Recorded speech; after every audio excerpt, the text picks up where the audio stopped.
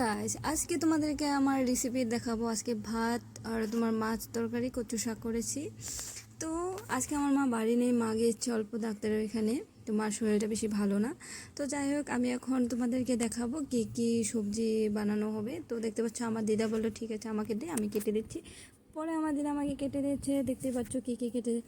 আজকে কচু দিয়ে আলু দিয়ে তরকারি হবে, আরও কচু শাক বানানো হবে। কচু শাক মানে কি আজকে অল্প বেলেগ ধরনের বানানো হবে। তো আজকে আমি যেরকম বানাচ্ছি এটা টোটালি আমার মায়ের রেসিপি, আমার মা এভাবে বানায়। দেখো, আমি বেশিরভাগ রান্নাবান্না করি না, তো হঠাৎ করে কখনো বানালে একটু তোমাদের জন্য একটু ভিডিও করি, আমার খুব ভালো লাগে, এক্সাইটমেন্টটাও বেশি বাড়ে। তো প্রথমে আমি কী করেছি, আজকে তোমাদের সাথে এই ব্লগটা কীরকম হবে রান্নার পুরোটুক তোমাদেরকে দেখাবো যে কীভাবে কী করেছি। যাই হোক, আমি আলু আর কচুটাকে হালকা করে বয়েল করে নিব। তো এখন মাছটা ভেজে নিব, তো তার জন্য মাছগুলো সবগুলো দিয়ে দিচ্ছি। তো দেখতে পাচ্ছ আজকে আমি তোমাদের কাছে টুইস আছে একটা কীরকম, সেটা হলো আজকে আমি চুলাতে বানাবো। তো প্রথমে ঘেঁষে মাছটা ভেজে নিচ্ছি, তারপরে আমি চৌকায় কিছু দিলে পুড়ে যায়, আমি মেনটেন করতে পারি না। তো তার জন্য মাছগুলো আমি ঘেঁষে ভেজে নিব। তো দেখতে পাচ্ছ মাছগুলো আমার হয়ে এলো। তো আমি যখন মাছগুলো দিয়ে দিচ্ছি, তারপর আমি বলেছি যে লঙ্কাটা বেটে নিই। তো বাটনাটা করে নিচ্ছি এখন। তো দেখো, সব কাঁচা লঙ্কা আজকে একটুকু পাকা ছিল না, তার জন্য লঙ্কাগুলো একদম তরকারিতে দেওয়ার পর যে তরকারিটা কীরকম কালার হবে বলতে পারবো না। যাই হোক, সবাই তো পাকা পাকা মরিচ বেটে দেয়, আমি আজকে একদম কাঁচাটা দিয়েছি। তো আমার মাছ ভাজা হয়ে গেছে, তো মাছগুলো এখন উঠিয়ে নিব। কতগুলো মাছ! তো যাই হোক, আমি এখন চুলাটা ধরে নেব। তো কীভাবে এই করে দাও, আমার অনেক সময় লেগেছিলো গাইস, কী বলবো। আর মা তো ইজিলি করে নেয়, কিন্তু আমার তো হয় না। কিন্তু আমি অনেক কষ্ট করে জ্বলিয়ে নিয়েছি, তো তারপরে দেখো জ্বলছে।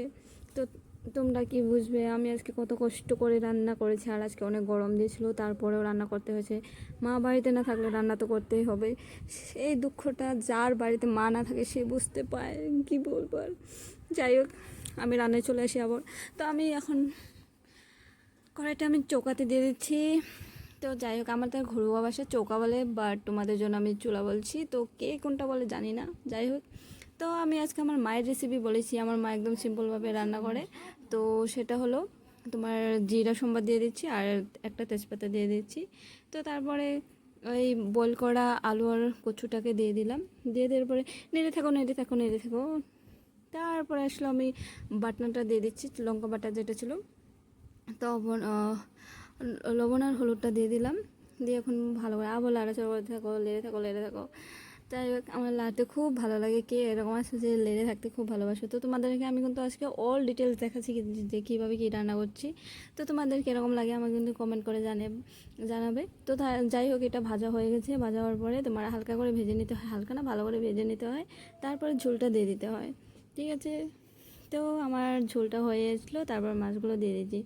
তো আর নামানোর আগে আজকে আমি একটু বেলেগ বস্তু দিয়েছি, জিরা আর দুটো এলাচ ছিল, তো দুটোটা বেটে দিয়েছি। এখন নামে বলে আমার ঝোল হয়ে গেছে। এখন আসবে আমার স্পেশাল কচু শাক। তো আমি এটা খেতে খুব ভালোবাসি। এটা কচু শাক না, এটাকে এক ধরনের ভাজি বলা যায়। তো কচু শাকটা অল্প বেলেগ হয়, আর এটা একটু বেলেগ। তো যাই হোক, আমার এই রেসিপিটা খুব ভালো লাগে, খুব ফেভারিট আমার এটা। তো আমি প্রথমে শুকনো লঙ্কা দুটো দিয়ে দিচ্ছি। শুকনো লঙ্কা দুটো ভাজা হয়ে গেলে মানে পুরি যখন যায়, তারপরে তোমার কালিজিরা দিয়ে দিতে হয়। তারপরে পেঁয়াজ কুচি কুচি করা ছিল আর কাঁচা লঙ্কা কুচি কুচি করা ছিল, তো দিয়ে দিয়েছি। তো তারপরে সুন্দর করে একটু লেড়েছিল, আর এত ছিটে যাচ্ছিলো, আমার খুব ভয় লেগেছিলো। তো আমি দূরে থেকে একটু লেড়ে দিয়েছি। তো এটা মধ্যে আমি ঝরা দিয়ে রেখেছিলাম কুচোগুলা কেটে, মানে আমার দিদা রেখেছিলো। তো যাই হোক, তোমরা আবার ভাবে আমি মিছা কথা বলছি। তো তোমরা তো দেখতেই পেয়েছো কচুগুলা কি কেটে দিয়েছিলো। তো আমি কেটে নিতাম, কিন্তু দিদা বললো, তার জন্য দিদাকে দিয়ে দিয়েছি। আর জানো তো কচু কাটলে হাতগুলো একদম কালো কালো হয়ে যায়। তো যাই হোক, তো আজকের আমার হাতটা কালো হয়নি, আমার খুব ভালো লেগেছে। আমার দিদা আমাকে করে দিয়েছে। তো দিদা আজকে অনেক হেল্প করেছে, মা বাড়ি ছিল না বলে। মাছ কেটে দিয়েছে, ধুয়ে দিয়েছে, সব কিছু দিদা করে দিয়েছে, আমি জাস্ট রান্না করেছি। তো দেখো, আমার কচু শাকটা ফাইনালি হয়ে গেছে, আর খুব টেস্টি, আমি এটা খুব ভালোবাসি। তো এই কচু শাককে আর ফাইনালি আমার মা চলে এসেছে। তো মা চলে এসেই পড়েছে, তো ওখান থেকে খাওয়া দাওয়া হবে। তো ফাইনালি